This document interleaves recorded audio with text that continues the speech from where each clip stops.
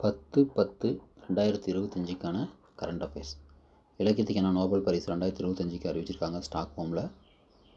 யாருக்கு அப்படின்னு பார்த்தோம்னா, ஹங்கேரி எழுத்தாளர் லாஸ்லோ கிராஸ்னஹோர்காய் என்பவருக்கு இலக்கியத்துக்கான நோபல் பரிசு அறிவிச்சிருக்காங்க.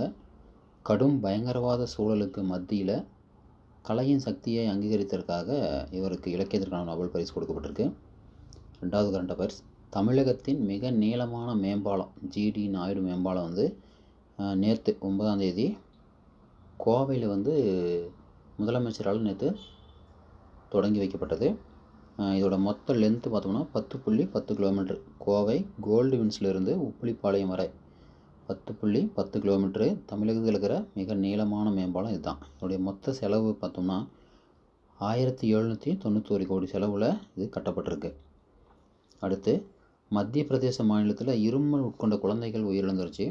அந்த குழந்தைகளுக்கு என்ன மருந்து கொடுத்தாங்க அப்படின்னு பார்த்தோம்னா, கோல்ட்ரீஃப், நெக்ஸ்ரோடிஎஸ், ரீலைஃப் அப்படின்ற ஒரு 3 மருந்து கொடுத்ததாக சொல்கிறாங்க. அந்த 3 மருந்தும் இப்போ உற்பத்தி ஸ்டாப் பண்ணிட்டாங்க. அந்த மருந்தில் என்ன இருந்துச்சு அப்படின்னு ஆராய்ச்சியில் சொல்கிறாங்கன்னா, டைஎத்திலீன் கிளைகால் அப்படிங்கிற விஷத்தன்மை கொண்ட ரசாயனம் இருந்ததுனால தான் சிறுநீரக பாதிப்படைஞ்சு குழந்தைகள்லாம் இறந்துட்டாங்க அப்படின்றாங்க. அடுத்து, 2024-25 நிதியாண்டில் இந்தியாவின் நிலக்கரி ஏற்றுமதி 2024-25 ஆண்டுக்கான இந்தியாவின் நிலக்கரி ஏற்றுமதி 23.4% அதிகரிச்சிருக்கு. இந்தியா நேபாளம், வங்கதேசம், பூட்டான் ஆகிய நாடுகளுக்கு நிலக்கரியை ஏற்றுமதி செஞ்சிட்ருக்கு.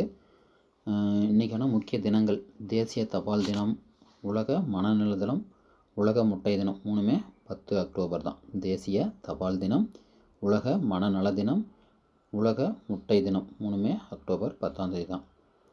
பொன்மொழி ஒன்று பார்த்துக்கோங்க. தளராத இதயம் உள்ளவனுக்கு இவ்வுலகில் முடியாதது என்று எதுவும் இல்லை.